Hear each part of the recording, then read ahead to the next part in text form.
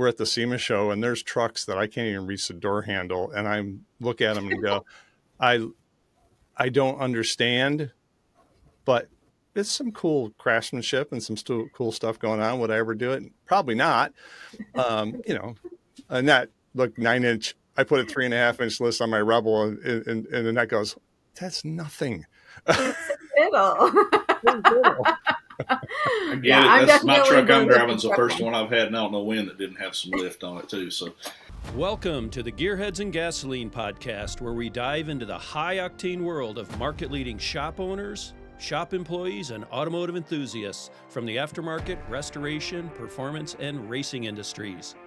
So strap in as we take you on an awesome journey with our guests as they share their real-life stories, lessons learned, business advice, and unfiltered insights to help you beat the school of hard knocks.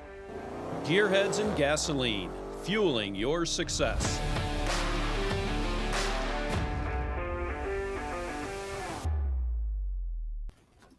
Hello, everyone. I'm Barry Alt with Motorhead Digital, and my co-host is Annette Bauer with Annette Bauer Creative. We're excited to welcome Brian Harrison, the owner of Harrison's Rod and Custom, to the Gearheads and Gasoline podcast. good morning. Morning. Good morning. How are you, Brian? Doing good. You guys okay this morning? We're hanging in there. It's the holiday season. Yeah, we got snow and it's cold, so I'll be sitting on my hands at the moment. We don't have any snow. Yay! Y'all don't want to hear about my temperature. Temperature here is good, but the wind's bad, so yeah, we're not freezing. No jacket today, so that's good. Nice. I am probably not the best person to talk, considering I think we're 42 degrees today. Our high is 63, so I'm certain we are much warmer than both of you. Yeah, I got to look now that you did that. Let's see here. No, that's not the right one. 32 and high winds. That's your high today is 32? That's what it is right now. High today is 34. Because that's we better. didn't get 5 feet of snow like Buffalo did last weekend. So, Yikes. What about you, Brian? we're probably in the 40s right now. My wife's sitting over. She's from northern Michigan, so she's going, "What are y'all talking about?" It's right. She's used to single digits and clearing off the car 6 times a day. So yeah, like your guys' temperature is no joke. That is for sure. I've been there. I've been to Martin, Michigan, for a race at US 131, and it was freezing, obviously for a California girl, but even with all the other guys that were with me, like they were just like, it is way cold here. So you guys have a different kind of cold for sure. Well, we honeymooned in Mackinac the year we got married, and I didn't even take a coat. I took a hoodie. Oh my gosh. Yeah, big I was mistake. dying up there. I wasn't made for that stuff. I had to get her down south, get her straightened out. Well, perfect. Well, welcome to Gearheads and Gasoline, Brian. Let's go ahead and kick this off. So we typically start our podcast off with a very kind of, random question. And that question is, what is your favorite drink? Probably the most frequent is black coffee. But what time of the day are we talking about? Because that plays a part too. A little sip of bourbon here and there don't hurt, but I probably drink more black coffee than anybody I know. So Nice. Not so much that you're shaking. I used to have a boss that he drank so much coffee you could see his hand shaking and the coffee would be coming out of the cup. But right now it's coffee for me. But yeah, bourbon for sure. Yeah. Well, we're used to staying up on fires all night, and the Red Cross being there giving out free coffee. So that's just what you do when you're a fireman too. So fair, very fair. Well, nice. Well, let's go ahead and get into it, Barry. Yeah. So you have a restoration shop, performance shop, build shop, and we're always wondering how you got started in this. What were you a car guy when you were growing up, or did just something you just fell into? We know you're a fireman. Tell us about that. So my family, since as long as I can remember, we've been, back in the day, Super Chevy Sunday was a thing. The first one that came to Bristol Dragway, we was there, and all the car show stuff, NSRA stuff, all through my life, even back, I'm talking 10 or younger. When the family needed to pick up a third car or a second car, what have you, it kind of was what we could afford to get. Dad drove something older. It just so happened it was something cool and something that we liked too. And, back then he had, everything from bullet side Datsun pickup to El Camino. We had, K5 Blazers. He had all kinds of cool stuff. 52 Dodge truck with a nail head and a Buick drivetrain. So it kind of was just what we did, and it got to be more and more leaning toward restoring and fixing up things and more car shows. And of course, we're an hour from Pigeon Forge, we were talking about earlier, and we would go to all the rod runs both times a year and get into all that. So, we were going to car shows. We didn't actually have per se a show car to go. We went because it was a family thing. That's what we enjoyed doing. But as I got older, we got into the first gen Camaro stuff because when I was born, my parents' family car was a 73 Z28. So when I was born, I came home from the hospital in a 73 Z. Yeah, that's like our grail car that we talk about because it was medium orange metallic. You don't see them that color, and we're all sick that we don't still have that. Did they keep that when you grew up, or was it a station wagon? Because you hear so many stories about the cool car going away and the station wagon, or nowadays the minivan. Well, I'm gonna get blasted by my dad for admitting this, but that thing got sold, and they bought a Datsun B210 because of the gas crunch. And then after that, it was Cavaliers and stuff like that. That car actually sat about 3 miles from the shop out here on the 4-lane with the front clip trash for years, and we were just nauseous when we drove by. But, as I got older, we got a 68 Camaro. We had another 69 Z clone, and then we ended up with a 69 SS car that was Daytona Yellow Houndstooth, super rare piece. We went through that thing from one end to the other. By then, I'd been through, a handful of mini trucks and S10s and that thing. I was actually doing work on people's cars before I was driving. We'd go to their place and work on it, whatever, and then it just evolved from there. But my trucks always looked like street rods because we went to street rod stuff and we went to hot rod stuff. And I wasn't into the hammered on the ground stuff. I did the big and littles and usually wanted a little bit on the quick side too. May or may not done a little street racing, but may or may not, right? Mexico stuff. Were you all self-taught, or did you go to school for any of that? Not so much. Worked with Dad. We joke around we were talking the other day about the earliest memory I had was working on that 52 Dodge with him. And I had crawled under him. He didn't know it, and he was working. His elbow slipped and hit me in the nose and bloodied my nose. And I was just tiny. And then, started helping him with what we were working on. But when I was 18, I went to work in a factory. And best thing I ever did. Hardest job I ever had by far. Best thing I ever did. And I hope my boy does it too. I hope they work him to death for a while so he appreciates things. But I took a job to come to day shift to work and restore that Camaro at night at home with Dad because he's telling me all the things he's doing. I'm like, God, I'm going to work at night. I don't get to do this. And I took a job swinging a 15-pound hammer all night, beating on steel to get home with him. And wanted to go to days, was the only way to do it. And we finished that Camaro. And then I started, I kind of like this a little more than I realized. And we had some friends that had a shop that did some minor work. I worked with those guys, and they were some of the first street rod people I know. First street rod I ever rode in was his 33 Plymouth Coupe. And it just went from there. Like I said, we went to NSRA shows in the days, and when you walked through the gate at Knoxville, it was like the pathway in. You come over a hill, and you're looking through the show field, and there's Lobex and Alloways and all these vendors, and they're all sitting there, and all the stuff you like, and all the people you read about and heard about. And I'm like, I think I'd like to do this one day. And it just kept on from there. The formal business license was in 2021 when I actually took a license, started getting some dealerships and retail and stuff through companies and stuff like that. Okay. I make a joke that some of these companies I buy from now are owned by a conglomerate, and I remember mailing the check to California to their address. So it's changed. There was no social media. You did it based on name, and you had a look, and people wanted what you did or they didn't. And I would like to go back and do it over again with the social media that we have now. I think we'd be in a different place because it was a thing to get started back then. It's never too late to get started when it comes to that, man. Social media is definitely the easiest and most adaptable thing, no matter where you are in your business. Yep. Yeah, it's always changing for sure. I remember sending a letter to a wheel company asking them for their brochure because the internet didn't exist when I had a 340 Duster, right? So it's changed a lot. I'll tell you, and I've said I've been on other podcasts, and the question always comes up: how do you start, and what was things that made a difference to you? But we used to go to the Shades of the Past when it was in a field, and Pigeon Forge was just the place to go. All the people were there, and Boyd Coddington was there, and that was in the NASCAR hauler tractor trailer with a nice setup, days. And I went over there. We'd been buying, collecting, Coddington stuff, and I went over there and bought some things. And I said, "Is he here? Can I meet him?" And he says, "Well, he's in the trailer." And he said, "He's not, he's not feeling too good, so he's not coming out." And I said, "Well, I want to meet him, and maybe get some autographs on some of this stuff." She says, "Well, come back." Okay, thank you. I'm 16 years old. He's got bigger fish to fry. I was fine with that. I get it. Well, we're getting ready to leave, and Dad says, "You going back over there?" She said she'd let you meet him if you come back. And I'm like, "He ain't gonna mess with me." "Yeah, let's go back over there."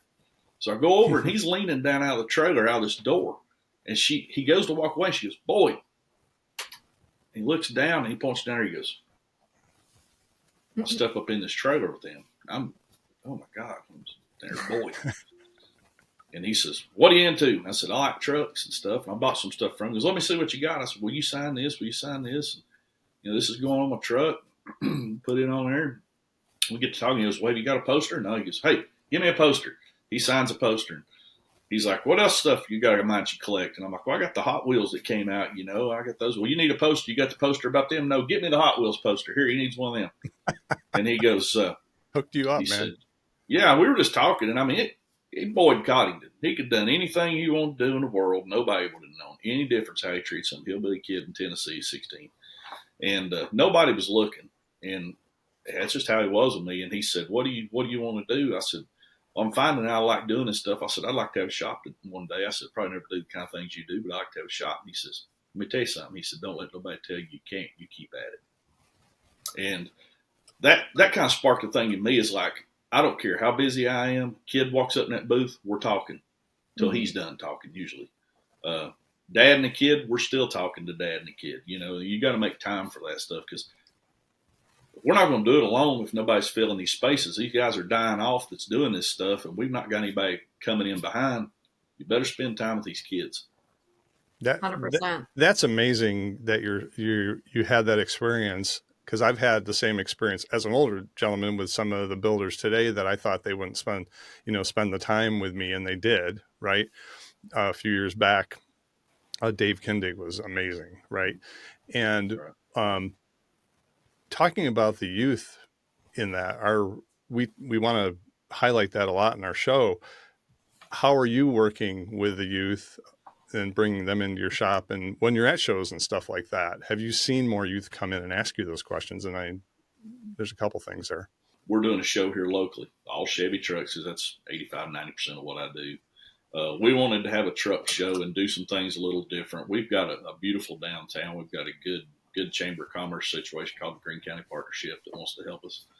And me working with the city, I've got a lot of contacts and a lot of things. I said, let's do an upscale something. Let's do it a little different. So we do a truck show here where Friday night we have a rooftop terrace on the local hotel that's been restored. It's 1800s. It's a nice place. Y'all need to come down for that. Nice. But we have a get together there. We do an auction, really informal, raise money for a charity. Saturday night we had the show on Saturday. Saturday night we go back downtown, shut the street off with a live band and another auction. And the charity is it's the Harrison's Rod and Custom Scholarship Fund. And what it is kids will be able to come in here and apply for that money and say, "Hey, we want to further our education in the industry." And we're not just going to stand here and flip money out the door. I mean, they're going to come in. The guy that gets it's going to be the one that sits down and looks me in the eye and talks to me. He's got a good plan and all this stuff that we're going to put the money where it counts. So with that being said, AMD sponsors things we do here. We work together with AMD a lot, and Jason's a friend, Eddie's a friend. Not many days go by that I don't talk to those guys. And, we had talked back and forth about the operative talent and the different things they were doing. They're a sponsor of my show. And Eddie calls me and says, cost of doing business, you get some damaged body parts and they accumulate. We need somewhere to send those. What school are you going to be working with over there? And I said, well, it's Green Technology Center. He said, go to their collision program, see if they want some free stuff. That sparked a conversation with me and Aaron, the principal down there. Went down, had an afternoon, kind of met the kids, did a talk and expanded on, look, you can start here with $100 and go build a business from that if you got a good plan and you keep your head on straight and don't do ridiculous stuff to backtrack your career. And now we're looking at going in and doing a class with them. We're going to bring, I'm going to probably take like the top 3 grade point averages at the given time, bring them out here. We're going to do some mental work. We're going to do some things. But the coolest thing about it was last week, I had him contact me. I'm not going to say names or any of that, but principal contacted me, said, I've got a standout student that's really doing a bang up job, wants to talk to you about top rod industry. Came out, looked me in the eye, shook me in the hand, said, hey, I want to learn anything you can teach me in this building. Kind of backed off a couple of days, follow up from them. Hey, still interested, want to talk to you. And it's looking like probably going to bring that person in and they get work credit for their school, 17 years old, but came in here with a plan, where they want to go, what they want to do, asking me how can I get there. And that affords me the opportunity to go, hey, don't make the mistakes I made, do the stuff where it counts. And here's what we're going to do. Utilize social media, do good things. Don't post ridiculous things because you can gain 10 spots and lose 40 in 15 minutes. And got a good plan. So it looks like that's going to be probably one of the first rewards coming from that program actually coming in the shop. So we're excited to see where that goes. But watch social media. We'll probably make a big deal out of that because that's what the whole program was designed for. And if I can help a kid get there easier than I did, because I'm telling you, we worked out of my dad's house for a while. I've been in another shop and out, went back to the house and worked a while. And then through social media, it grew to where we got to have some space. This is just not working. And we make the joke. I said, I've never been afraid to work. I've never been afraid to get in there and get my hands dirty. I've been sunburned, snowed on, rained on, out running a storm, trying to lower a truck, trying to do this because we had to do a lot of it outside at the time. Now we're in a building. I have an office. So, nice. It makes you appreciate the things. That's why it's not a drawback. I'm not fussing about starting. That's the best life lesson I ever learned, but it makes you appreciate things. And that's just what we want to instill with these kids is like, don't say you can't, it's just like as our boy told me, don't let anybody tell you can't, go get it done. And actually I had a chance. Go ahead. Well, I had a chance. I met Chris Coddington through American Racing when he was working with him one time, and he and I was talking, and he said something about the TV show and people's opinions of Dad, and the show skewed things. And I said, well, let me tell you something right now. Your daddy was a good man, and I said, I'll fight anybody over that. I said, your daddy was good to me when nobody was looking, and I've never forgotten that. And you cannot be too good to folks. It don't always pay off, but that's all right. It's their loss. It ain't you. It's a good bank for you. Yeah, for sure. I love hearing that too, because I was not a fan of the show. I didn't like it because they're always arguing and stuff. Just show me all your building stuff. Show me what you're doing in the shop. That's what I was interested in. So you just gave me a different perspective on Boyd Coddington that I didn't know. Right. So I think that's pretty awesome. He and I talked a little bit, and that's been several years ago. And I don't have anything against anybody that does a TV show. I wouldn't put it out of the question here, and I'm not going to say I ain't talk to some people about it. Of course, we're going to be doing the AMD garage stuff with them on YouTube and stuff. I'm not so sure that I don't like that format better because I can kind of steer how my content goes. I don't have to say, I'm doing something and somebody says, whoa, stop, back up. When you say that to him, you say this, and let's see where it goes. Yeah. I'm not into that. I think after about 10 minutes with me, you figure out I'm pretty cut and dried. I don't play a lot of games. I've got a full-time lieutenant fire department job and this too, and I just simply don't have the time or the bandwidth for a bunch of drama. I like to get things 100%. done. I've got a plan, and that's what I want to do, and still have enough time at the end of the day to spend with my 2-year-old. So, but I like the idea of the social media content, but at the same time, with more eyes comes more eyes when you really screw up bad. And that's what I try to tell these kids too. I'm like, understand for all the exposure you're doing, expose the good side of things. Don't post the party pics with your friends. Don't do this. And with this interview the other day, I simply said, I'm looking into your social media. I'm going to be looking at this because you're going to go out with shows, represent us, work in a booth. I don't need somebody going, oh yeah, I saw that video the other day when your friends were carrying you out of a bar. I ain't got time for that. You want to do that, do it. Keep it on the low, but keep it off the social media, Yeah, you get a bad reputation sometimes. And, by doing that kind of stuff. What I was going to ask earlier, do these youngsters, young kids coming out of school that want to work with you, do they really understand that they may be sweeping the floor someday? They may be taking out the trash. They may, not, there's so many people we've met that the young kids are like, I'm going to be a fabricator and this is all I'm going to do. I'm going to be a top level person, but they don't understand that they have to do the grunt work. They may have to go out in the rain and work under a car or something, things like that. Are they understanding that? Yeah, I feel like they do. And with regards to the interview the other day, that's kind of what I said. You don't come through the door and get the keys to the kingdom. We're going to start basic, looking at a truck that I've got in here that we just did from firewall forward on the truck. It's a driver. We did some detail work on it. And I said, you know what that is? That's an AN line. Can you make an AN line? Can you do this? Can you bend this? And I said, well, that's the kind of things you're looking at starting with. When you get squared away on that, we're going to keep increasing your knowledge base and your training to get you there. And any kid that might be watching this right now, we'll share this out to the students and stuff and tell them to go watch it. I'll be saying the same thing, is that there is nothing from elementary, middle, high school, whatever, any kind of shop class that you can get that's going to give you some basic something. I mean, me and my uncle, we had the same shop teachers in school, and he works here. And we're all the time making references back to Mr. Richardson saying, hey, this is the way you did this. And we still do things that way because that's the way he said to do it. And there's no invaluable stuff that they can absorb. And that's one of the main things we touched on that day. I went to the school and spoke to those students for the first time. Was grab all you can grab, because if you never work in this industry, but your wife piles the Tahoe into the side of the garage, then that makes you a whole lot harder to get taken by an unsavvy body guy that tells you something's 20,000, it should have been 8. Right. You take that knowledge and move forward and get something out of it, whether you ever turn a screw in this industry or not. And, look around the room. I told those guys, I said, 3 or 4 of you guys going to be competition or be, acquaintances working in this industry. 3 or 4 of you is never going to touch it. And 3 or 4 of you is probably never going to work anywhere. It's just, that's the room that you're in. Look around and figure out, okay, some of us are going to be together forever in the area. Yeah. Some of us are not, and that's okay. But it's and it's early in life. You don't have a mortgage, you don't have family, you don't have all the things. They're not paying for a building.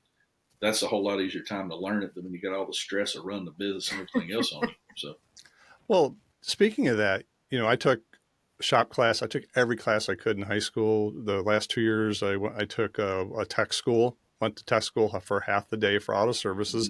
Then after I graduated, I took night school for auto body. Painted a few cars, but didn't get into it. But that knowledge I had especially from auto services, I can tell you saved me a ton of money over the years, me being able to fix my own stuff or not be taken by a dealership. If I had to take it to them, I knew what the heck I was talking about, right? I knew what they were saying or what they were not, how they were trying to screw me, right? Saved a ton of money because I've always worked on my own stuff, right? So it was a huge knowledge, even though I didn't go into the industry, which was my plan. When I was in high school, I was going to go to Alfred Tech to go to college, and I was going to be in auto services and do that. It just didn't happen, Get married, life happens, have a mortgage. Like you said, you got bills to pay, things happen, but it also led to what we're doing today. So I think it's really great that you hit on something that, again, Barry and I are really, we really focus a lot on with regards to youth engagement. Is you are 100% correct that although the automotive industry is wide and it's vast and there are so many different facets of it that you can get involved in, the truth of it is, though, just as Jude said, is that we're aging out, right?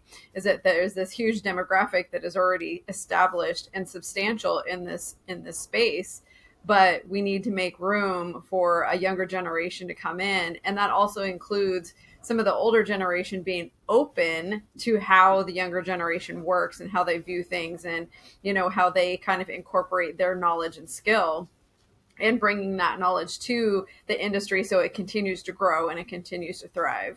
So I appreciate that, you're taking the position of, yes, you can do this, but pardon my French, don't fuck around, because there is, it is your business first and foremost. But secondly, you can get hurt. People can get hurt. If somebody doesn't do something right on a vehicle, that could be very catastrophic for somebody. Even if your guys are double checking stuff and, for somebody new working on it, they need to understand that principle.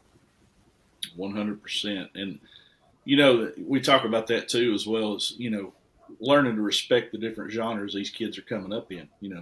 Everybody don't like a hot rod. Everybody don't want a street rod. Everybody don't want a truck the way we do them. And we've had to work through that with our shop, especially. Of course, like I said, we're 85-90% trucks. We in the shop right now. There's a '66 vet out here getting some work. We've done some Chevelles. We've done some Camaros too. But mostly after being on United by Truck with Robbie, we started getting the truck stuff in. We were starting to build a social media base there. Then he connected with me in 18 and did a coverage of a truck we built called Goldine. It was a truck for myself that ended up selling to a friend. And that's when the truck business started rolling in, and it turned, which was basically where I wanted to be all along. I told my dad for years, I said, I wish trucks were more accepted, because at the time you didn't see trucks at Knoxville, the Shades, or anywhere like that. It was everything else. I'm like, I want a hot rod truck, but it ain't the cool thing to have. So when this truck stuff kicked off, it was a natural fit for us. But it's with that being said, it's doing the stuff at the NSRA for years was 48 and older. So then they started opening it up to 1949 and newer. And there's been certain struggles with that and stuff. And then we take a 77 C10 to the party and give it away in Louisville 2 years ago. And more positives than negatives, but right up to the end, you've got a truck there that's obviously street rod based. It's obviously whoever built this truck knows street rods and has some basis in that industry. There's still a few bellyachers crying and complaining, it ain't a hot rod, it ain't a street rod. And it's like, it's 500 horsepower, it's a 5-speed, and it's got big tires in the back. If you don't like that, you're in the wrong place. And I said it on the stage. I mean, you have to get up and give a talk. There are probably 15, 20,000 people in that arena when they give that car away, because people go to that and they don't go to anything else because they're giving a car away. And I just made the statement. I said, if you can't look at this thing and tell that it's built by hot rod people with a background in hot rods, I don't know what to tell you. And if you're here in a 500 horsepower truck and you don't like that, you're in the wrong place. I mean, and we got to tolerate each other. I mean, it's just a lot of these import cars. A lot of people are, I don't like it import stuff. You better, because that's where your base is coming from. And we're looking around the field, and all of us were mini truckers as kids. So now we're doing hot rods. The Gearheads and Gasoline podcast is proudly sponsored by Redline Synthetic Oil. With a legacy of excellence and over 100 premium products, Redline provides motor oils, gear oils, assembly lubes, fuel additives, and water wetter for the automotive, racing, motorcycle, marine, and industrial markets.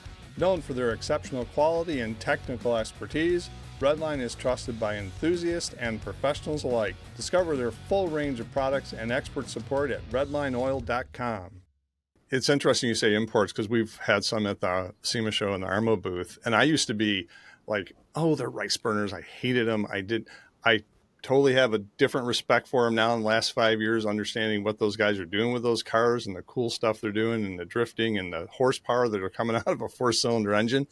Totally changed my mind, and I totally agree with you on that. You accept it. You don't have to like a specific one. You like what you like, but you don't have to downgrade it or say bad things about it. Right. Yeah. I mean, like that's 100% correct, Barry. And like, I come from the performance side of stuff. And so we see, like I work on purpose built race cars, but as that, kind of goes, there's like, you have to respect what those guys are doing in that platform, because they're still sharing the industry. They're still loving the industry. They're still loving racing. They're still loving automotive. They're just putting their own spin on it. Right. And like I'd said, when it comes to like the youth part of it, is that we have to be able to love everything that everybody is bringing to it, because it drives our industry forward no matter what. Right. Like there's a niche for everybody. And so I personally am like Barry, like I'm not really a huge fan of imports, but I absolutely 100% respect what those guys are doing within their platforms. Like it's absolutely impressive. And at the end of the day, they're still spending money and they are still here to help support our industry. So I'm for it. Well, absolutely. They're innovating and they're bringing the youth in too. And as some of the youth gets into that, they're going to look at other types of restorations and builds as well and learn more about that industry. So I think it's important to not discount anything. We're at the SEMA show and there's trucks that I can't even reach the door handle. And I look at them and go, I don't understand, but it's some cool craftsmanship and some cool stuff going on. Would I ever do it? Probably not. Annette, look, 9-inch. I put a 3.5-inch list on my Rebel, and Annette goes, "That's nothing." Little. I get it. That's my truck I'm driving. It's the first one I've had, and I don't know when, that didn't have some lift on it too. So I don't want to put a kid in a car seat a whole lot higher off the ground than it is the biggest reason it's not. But nobody can believe it's still got stock wheels. We call it the papawed out diesel. But that's awesome. Yeah, I'm definitely. I don't have any small kids anymore, so for me, I'm like lifted as high as it can go, and it's still my daily, so I love it. But yeah, like just exactly the same thing, right? Like I'm really into the big lifted trucks, and there's a lot of people who aren't. Like they just, again, just like Barry said, it's not my thing. I don't understand it, and that's okay. Again, there's space for all of us. I like mildly lifted trucks for sure because I have one, but and I'm a 4-wheel drive guy. If you're going to lift it, it needs to have 4-wheel drive tires. When I see some of the lifted trucks, they have street tires on, and it's just it doesn't compute with me. I still want a video of Annette getting in her truck when she lifts it up because she's like 3 foot shorter than me. And I have to work to get into my truck, and it's not lifted that much. So it should. You just got to have the magic, Barry. There's got to be magic. You have to show me. So, anyways, Brian. Are you, we've talked about hot rods and build stuff. When you look at your shop, I'm gathering you like the custom builds versus a full restoration. What's your thoughts on that? Yeah, I mean, right now that seems to be what we're getting asked about. We kind of, I guess where we're getting some popularity and some coverage on social media, people realize the things you do. So we don't get asked about the restoration type things. We get asked about hot rods, and they tell us that, people says we have a look, and I tend to do a lot of the same things on the trucks a certain way. So we're kind of getting asked within that little niche of the market, to do things. I'm not against a restoration. We've talked to some people that's got some things coming up that may want to do that. Like I said, back to the Camaro thing when I was younger, Dad always had first gen Camaros. They were more or less restorations. We weren't getting that ridiculous into the chassis or anything of that nature. It was basically a restoration. And, we've had some Mopar stuff that we did some work on that was ours. I'm not opposed to it, but I'll tell you this, I get people in here asking about work, and if what they're wanting to do don't hit a nerve with me, and I don't think that I'm going to want to stand here at the door and watch it go out the street when it leaves, I'll just tell them I'm not your guy. This shop is okay if that. I've told people before, X shop here is right in your wheelhouse. I think they'd be a good fit for you, but I just don't know about here. And if I can't stay bought into it. Yeah, I think that's how all businesses should be, right? Like there's so many different companies out there that have things that they specialize in that I may not necessarily be the person for you, but there's somebody out there for you. And if I can lead you in the right direction and you can have that partnership or, just common respect for that other shop, then, hey, that goes a long way, not only in that customer's eyes, but also in your community, right? So, I mean, I think if you can do that, it's just goodwill for your business and it's just goodwill for yourself. It's interesting. I was thinking the other day, because being on Armo, we're restoration, right? But we've also, the cars we bring in the booth, we're looking more at, okay, if it has a chassis on it or LS engine in it, that goes on the HRA side. But if it has, Willwood brakes or vintage air or, some of the modern upgrades to make them safer and drive better, that's cool, right? And even the builds like you're doing, they're still on the restoration side. You still have to bring them back sometimes. You find them in a field, right? You still have to get those parts from AMD. You still have to find a lot of the factory bits and pieces to make it run. And then you also have to build stuff too, for things that aren't even available anymore, right? And then on the custom side, you're being innovative right there, and a lot of companies out there that are supporting that, I'm sure. Yeah, and that's what I was going to say too. It kind of gave me a thought with what you said is that, within the look of what we want our trucks to look like, a lot of the body stuff, I prefer them a little more stock looking. You're not going to beat GM design on a lot of things. You're not going to beat GM's colors. Even if it's not off a certain truck, I'll use a GM color from another era, another year. We tighten up bumpers and we close up gaps, and we do things of that nature. Or I may do a play on some kind of GM trim that's GM trim-ish, but it's the way we modified it or whatever. I don't have anything against, here again, anybody wants to take one and totally change it, that's great. I'll still look at it and find things I like in anything. But for us, I like a stock proportion. I like, utilizing some GM stuff to kind of customize it, make it our own. But I like to do the engineering is figuring out how to get the truck to live that low all the time without requiring air ride or requiring any of the hydraulics or anything of that nature. I like to do the leg work, and it's still a performance vehicle. It's still got the big banging motor to live right on the street. Now, my interior, I like to get a little out there on some of that stuff from time to time. But here again, it's kind of the way those trucks look. You'll have a really nice custom seat and take the patterns and the textures to the doors and a few things throughout. But then, you're just not going to beat a lot of the styling of a GM, for my opinion, and for where I'm trying to get. And it's not everybody's way. It's a way, but it's not the only way. But for me, you're doing restoration techniques and restoration purchases for parts in combination with a very trick and a very hot rod underneath. And I like to bridge that gap somewhere in the middle. And there's a lot of things that, back in the day when those trucks were built 60s, 70s, early 80s, they're building a factory where they had to run through so many cars a day. So the gaps were bigger, the bumpers they were farther away for a reason, right? Because if they had to really tightly fit them, it'd slow down production. So they did certain things because of efficiency in production, right? So you're just fixing a lot of that things that people want.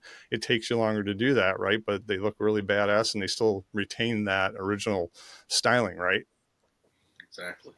And that's the thing too. When we've got access to better stuff now in this industry than we've ever had. Yeah, and I mean, it don't take a scientist knows anything about us to know that we work with AMD.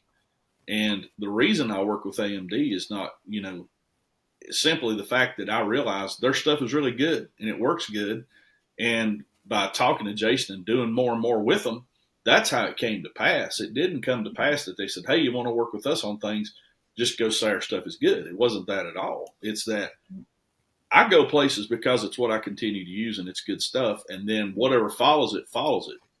So, we were finding out that when you did AMD product, it fit good and it did what it was supposed to do. And there's things with that I would rather have than GM, some of their stuff. Right. So we have access in the industry right now to far superior stuff than what they had even 15, 20 years ago. There's so many products filling so many voids out there that, a guy with a moderate amount of knowledge and a good set of tools can make something pretty nice these days without having to take it as deep as what some of us do. And it's just a good time to be in the market. Yeah, I've heard horror stories of panels not fitting, not AMD stuff, just to put a note in there, but other manufacturers. Jason appreciates you for that. Hey, Jason's my buddy. So, we don't want to hear about that. We want people are building cars to get good materials. And if you have to cut body panels to make them fit or do a lot of different things to them, why are they people even buying them, right? Yeah, and that's one of the things that we tried to do when we built that truck that's on the AMD catalog, the giveaway truck.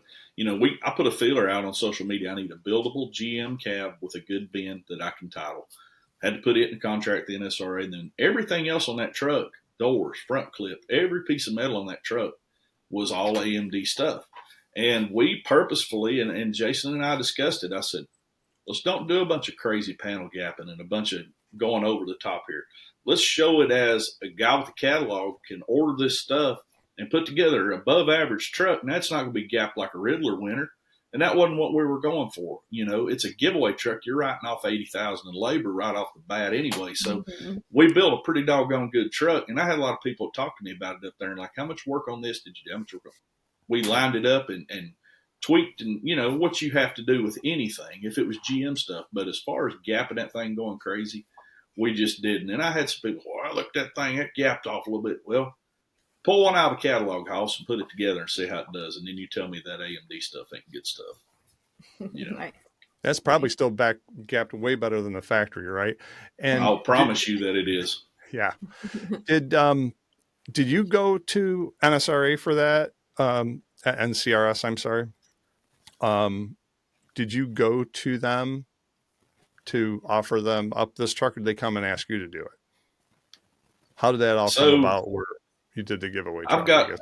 I've got a friend out of South Carolina, Will Seibel. He's a rep with NSRA, and at Knoxville, backing up to that, when you win an award at Knoxville, you used to pull up on a stage in an amphitheater. All the cars were on stage. Well, I had a personal vehicle that was up there one year. Then the next year, my dad's truck was up there and had our logo in the corner of the windshield. Then the next year, I had a Chevelle that we did, and that Goldine truck I had with the guy I sold it to got on the stage. So after it was over, he comes to me and he says, "Who are you? I haven't seen this logo around up here. You know what?" So we started talking. And that just sparked a friendship and looking into how things were and discussing, hey, we got to do something to get the younger guys involved and try to fill some of these gaps where the numbers are falling down and this, that, and the other. And conversation after conversation and year after year after year. And we're at Louisville one year, and me and my wife were in the hotel room. And I said, "Simplest thing I can do is build a truck." She said, "What?" I said, "Well, they need to build a truck. It touches a different market." So the next day we saw each other in the concourse at Louisville. It's like a big marble open area where all the builder showcase stuff is. I said, "Hey, Willie," I said, "we need to have a talk." I said, What about, why don't y'all build a truck for the giveaway truck?" And I said, "Here's my thoughts on it. Here's what it'll tap into." And I said, "You realize I got 25, 30 companies right now that help us on stuff. I'll bring them to the table the minute we do this truck. We're not going to have to fish for everything." That being said, month later, we're looking at how to do the contract and how to do this. And we were actually not supposed to give that truck away until this year and got moved up a year. So the guy that was over that, Bob, calls me kind of, I won't say in a panic, but he had an urgency in his voice and says, "Well, the guy for 23 just backed out. What's that going to do to you? Can you step up?" And I'm like, "Yeah, I can. It shouldn't be no problem. We've already been working on stuff on this truck for over a year. We should be able to step it up." So we really should have had an extra year, but we didn't. We moved up and filled the void. So Wow. it was an idea planted, but it was kind of a mutual thing. And they're not getting the line of people wanting, "Hey, let's go build a free car for somebody." They're just not getting that anymore. And it's okay. Some of the companies are still happy to give parts on the stuff, and some of the people are like, "Yeah, we're not doing that anymore. We have to seek out a different company." But a lot of people, Bauer transmissions, for example, I called up there and asked to talk to Mark. Jason Kretsch was at Gander Chevrolet then. That's where the 502 came from. And I said, I need to trim it. This thing needs a 5-speed. So I called Bauer, and Bauer says, "Well, I'll tell you what, I'd do it, to help you out. We want you selling more transmissions. We want you speaking for our stuff and using our stuff. We're doing it to help you. It's great that it's the NSRA truck." But that I liked his approach with that. And I'm telling you, when they send you a transmission, we got a pallet with every bolt, every piece we needed was right there on it. And that wasn't cheap. And it built something moving forward that, guess what? I'm talking about building another one of those trucks for myself. Where do you think I'm going to go for my transmission? Because now, as a result of doing this, I've got a better relationship with that guy. And that's the kind of people I want to work with. If I get a bad vibe from somebody, that number's gone. We call somebody else. Yeah, they're good people over at Bowler. Today's podcast is sponsored by Motorhead Digital. Motorhead Digital are digital marketing experts for your automotive aftermarket, restoration, performance, race, and restyling shop. They help you supercharge your shop's website, social media, and entire online presence to attract those badass customers you're looking for. Check us out at motorheaddigital.com. I want to shift gears just a little bit and talk about your marketing. And I love, obviously what you guys do, but every shop kind of has these challenges. And so we're looking at what are the things that you're doing to reach your target audience? And what do you find to be the most effective way to do that? I think a lot of it, when I start feeling a little bit of momentum one way or the other with something we've got going on, then I kind of latch onto that and keep going with that. Well, that being said, if I put something out there like a little feeler, we're doing this kind of work, and that's the things I'm getting the questions about, okay, they want to see more content about this. Or this truck looks a certain way, and I'm getting a lot of hits about this. Okay, well, let's ramp it up on that truck. And I've got a truck out here that's about finished now that we're going to start the campaign up on it here pretty soon with all the things going on with it. It's been here for a while, and it's kind of fell off the radar on purpose, and we're going to bring it back up. But in my business, of course, I started years ago. I've bought one paid for ad in the history of Harrison's Rod and Custom. It was a $90 local paper ad that said, "Come to my shop, mention this ad, get 10% off," and it wasn't mentioned a single time. And that was through the holiday season. That's when we also sold a lot of truck accessories back then. And, we did all that. So didn't hear a thing from it. I've never paid for another ad ever. It's been, something part of the package with the NSRA, or it's been, that AMD puts us in ads with them, us representing AMD stuff. During that NSRA truck, there was a picture of us with that truck in mock-up that was in the magazine. But as far as the social media stuff, I just kind of feel how the course is playing that day and whatever's going on at the time. And I do lean on the truck stuff pretty hard because it's truck stuff. And then we have some projects that come through here. They're in and out of here so quick. They just don't get the love they should as far as the social media. And if it's something smaller, I am super huge on, I'm not going to change the spindles on this truck and push it out here like we done everything on it. Or I'm not going to change one little aspect of this truck and push it out here like we did everything. If you see that from me, it's going to be, hey, truck was already built, came to us for a little bit of stance work. We did this. I'll show a before and after of what we actually did. And that's it. Because I'm super against trying to claim something as you did the whole thing and you didn't. And I don't go there. But now if I take, like in this industry, get a lot of original paint stuff, and these guys are wanting to retain original paint. Now we had a 39,000 actual mile truck in here that we took a truck. Now you're going to say you built the whole truck? Well, of course not. But are we responsible for the entire look of that truck and all the little idiosyncrasy things we changed all over that truck? Absolutely. Now, yeah, we consider that a build. We pushed that out there to death. But I think people see through the integrity of things pretty quickly with what you're posting. I think they learn to see kind of what your vibe is, and it changes kind of. I don't know. I'm not so sure that there's not room in this industry, especially in the truck industry now. There's kind of a down south, East Coast looking truck and kind of a West Coast looking truck, and something sort of, it's evolving to the point that it's right there like where the street rods are. So I think I get a lot more followers in certain areas than I do, or people that I've come in contact with. What platform do you feel you get the best interaction on? I'm curious. It's tough to say. It kind of depends on what you're doing. I like Instagram a lot. Kind of fell on it by accident. The only reason I have no lie to tell you, the only reason I ever started an Instagram is because a lifted truck of my own company that I use their suspension said, we're doing a thing, put it on Instagram, post it, and tag us, and put the truck on the thing. We did it just to see. I was sitting at the fire station one day, and that was the first post that I ever did. Was a Titan that I had, a crew cab long bed with a lift. From then on, once we got hooked up with UBT and Robbie, and started doing the United by Trucks videos and stuff, and that's when it started taking some traction. That him putting us on there did probably as much for us as anything to get us going, and he keeps continuing to pull us about a video or two a year. We're in something over there, plans to do some more stuff soon. But for me, I think I like Instagram a little better. Okay. I was looking through the information that you shared, and maybe I missed it, but it doesn't look like you guys have a website. Nope, don't have a website. No. Okay. My wife has done the groundwork to try to get something in place. I don't mean this the way it sounds, and if I sound like I'm being a jerk about it, I'll say it a different way. But I've got so much work to do right now. I don't know what I'd do if we had more. 100%. And I don't want to have a website that I'm not paying the proper attention to. Now for merch and people calling, hey, I want to get a Harrison's hat or shirt or whatever, that kind of thing, absolutely. But she's got my Google up to date. She's got my Instagram and all that stuff is kept up to date, and it's just working. And I kind of don't mess with things that don't need messed with sometimes. If it's working, I don't jack if it ain't with broke, it. don't fix it. It's interesting you say that because I'm an advocate. Obviously, we're a website digital marketing shop. We build websites.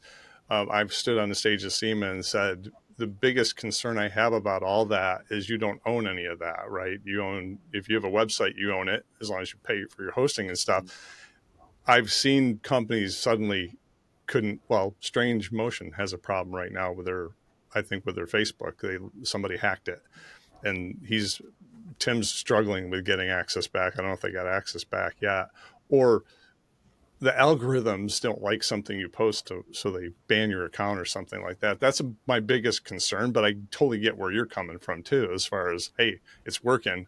Why should I spend more money into something like a website when we're busier and our social media is working? So there's two ways to look at it, right? And with me being a lieutenant at the fire department, so my business, I work 2 days a week at the fire department, and it rotates. Right. Like if I'm Monday, Thursday this week, I'm Tuesday, Friday the next, and the next week I only work Wednesday. I'm 4 days in the shop, so Right. I can't post business hours unless I put Right. months out ahead. I don't have people here when I'm not here, and the biggest reason is, with hiring more help and people that's not okay with that schedule. Like I've had a couple of people that's talked to me about working here. The schedule freaked them out. So, but when I get retired from the fire department, the plan is to go to 5 days. At that point, it'll change my outlook on some of this stuff. Right. But for right now, we're keeping caught up with what we need to do. I was injured last year. I was down for about 70 days that we didn't work in the shop at all. So I got hurt on the job at the fire department. We're getting caught back up to those things, and I've got good customers that say, "Hey, man, I'm not worried about the project. How are you and the family doing? Are you doing okay?" And that leads more back to that trying to do a good job and take care of people, and they feel more like working with you. That's the kind of customers I want. If I get a bad vibe, you're out of here. I don't Right. with that. Right. But if I had any more work to do right now, I don't know what we'd do. How far out are you booked? Full build, 2 years, and Okay, so you're about average. Yeah. truck shop, stuff as far as, you do trucks, you're always going to need to hold lower a truck and do tires and wheels, Right. maybe a quick brake job, something like that. Some of that stuff, I told a guy the other day, I'm about 7 months out on something right now. We had gotten in the groove of doing a lot of engine swaps, and a lot of people hear these cams and the way we've got them sounding, and I'm getting some people says, "Hey, I watched the video. I want the engine. Sounds like a combination you're running." But I'm not sure that we're not going to back off of some of that engine swap stuff and get more to just doing the full build stuff and maybe like one spot in the shop for the quick in and out things. I'm not ever going to just stop doing engine and drivetrain swaps. That's not going to happen. But it's going to get down to more there's one going or one pending versus I got two in here and I got two coming right behind them right now. So do you do your own paint? No, we do not. We've got somebody doing it off site, and for a couple reasons, it changes the inspection and the codes of my shop in the town. Mm-hmm. I'm kind of picky about the cleanliness and the neatness of my shop. I don't want a lot of that stuff there. But with that being said, metalwork, trick type things that I want a certain way, then yes, I do that. I get it ready to hand off to the body guy.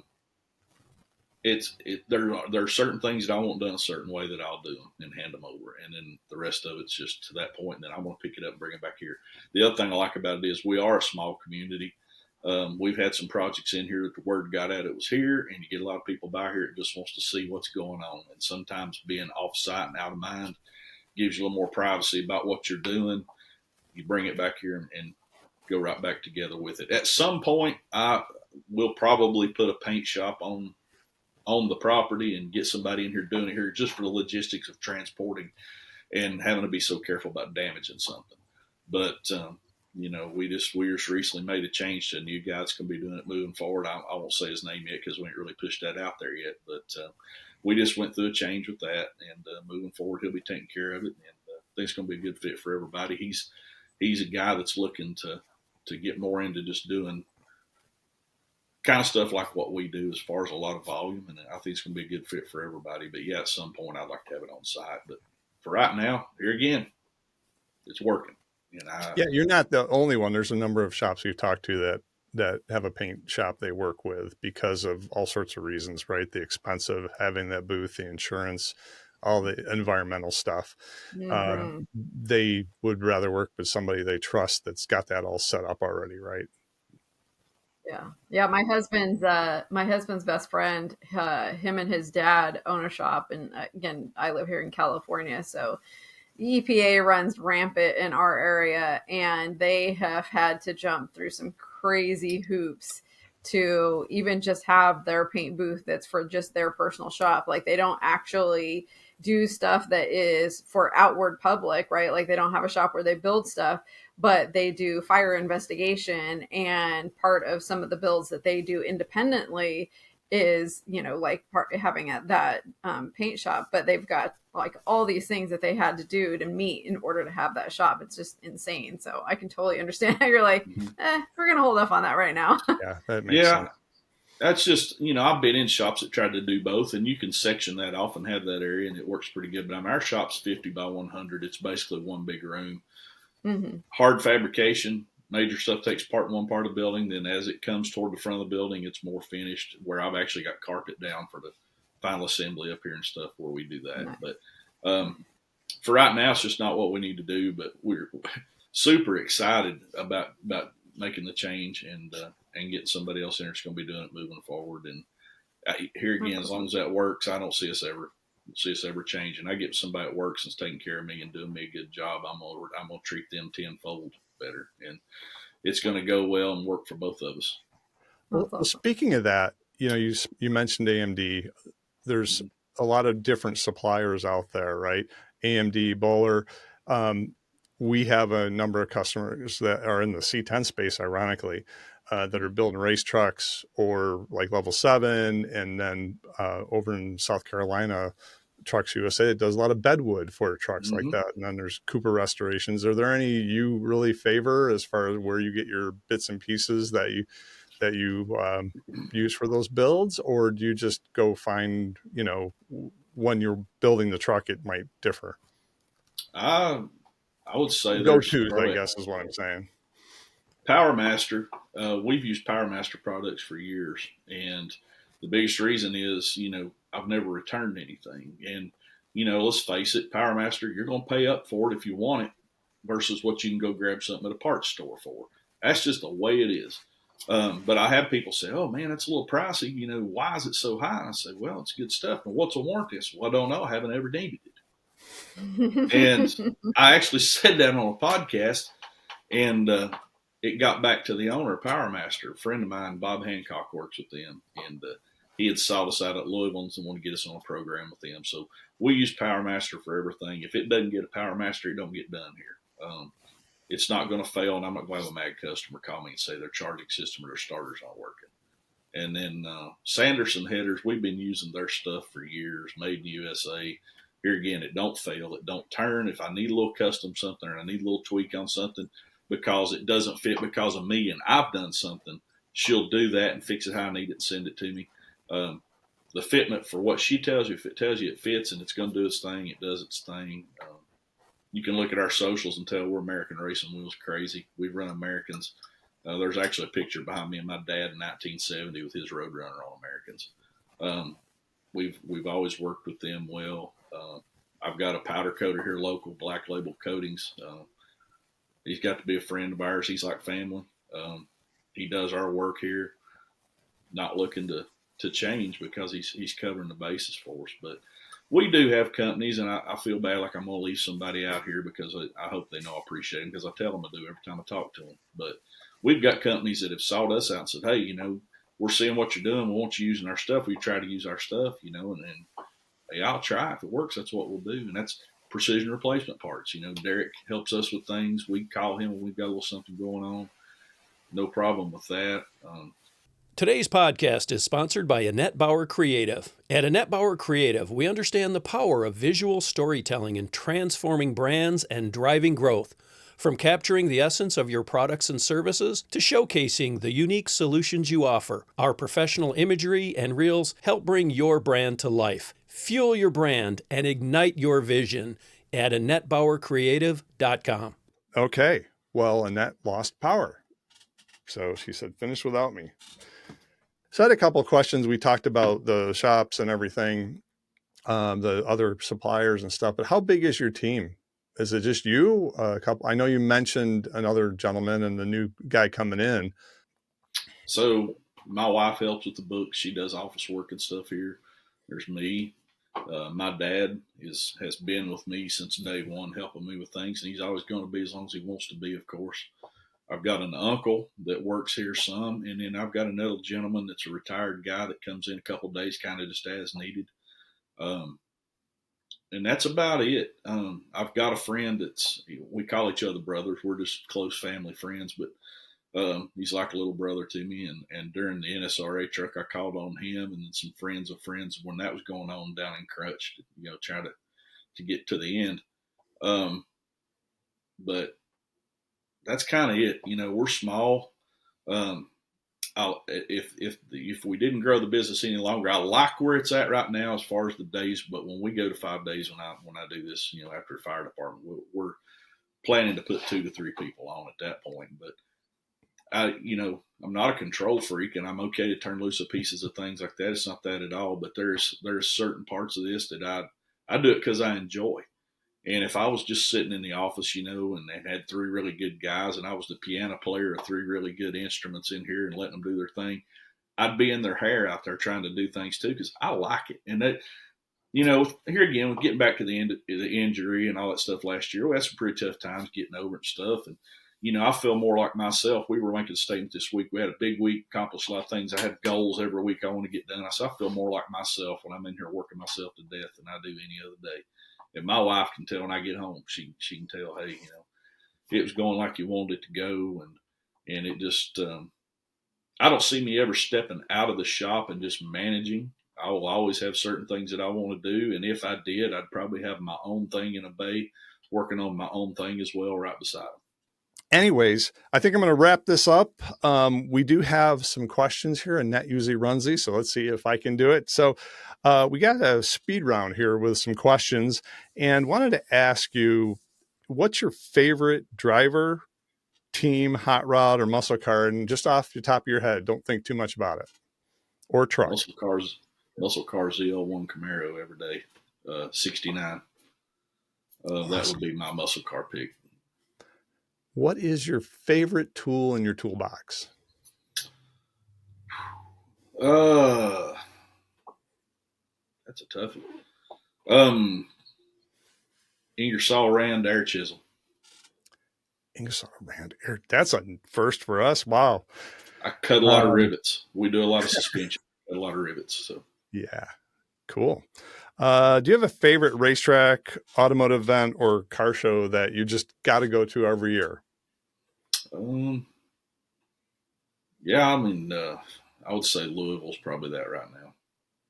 We enjoy that just because of the people and the history we've got with doing that up there. Gotcha. Well, great. One last question. What's the best advice you've ever received, and from who?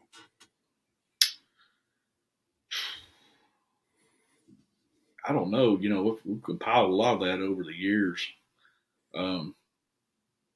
I wouldn't say it's an advice as much as something I've kind of tried to live by, and I don't really know where it came from. But, you can have a business and your friends will bring you business, but your business should bring you friends. And I've tried to kind of keep that going. So I think that was a combination of some things of how I got there, but that pretty much sums it up. It's interesting you say that, because ever since we've been doing Motorhead Digital and working with restoration performance shops, I've gained a lot of new friends that I've done business with. So yeah, and it's like you said, you won't do business with people you invite over for barbecue, but I've literally got friends, that are, several hours from here that I talk to a few times a week, and they call and they don't want to talk about the truck. They don't want to talk about what's going on here with them currently or what they've done in the past. Like, hey, how y'all doing? And we coordinate our truck show trips around people now and stuff. And we've got to be good friends with a lot of people we've done work for. And that's who I want to work with. So it's, I think if you base your business around that and try to do things the right way, you're going to have a successful deal. Absolutely. That's great advice. So thanks for tuning in. Thank you, Brian, for joining us today. Brian, please remind listeners where they can find you, connect, purchase, support you, or, just learn more about you. Go over to @Harrison's Rod Shop on Instagram, Harrison's Rod and Custom on Facebook. And like I said, we don't have a web. That's where you find us. Yep, on social media. Well, thanks, everyone, for joining us today and the Gearheads and Gasoline podcast, fueling your success. Thanks. We know you don't want to miss an episode, so don't forget to smash that bell so that you get notified of every new episode. Click that like button, leave us a comment, and share with your people. And visit us repeatedly. We love it.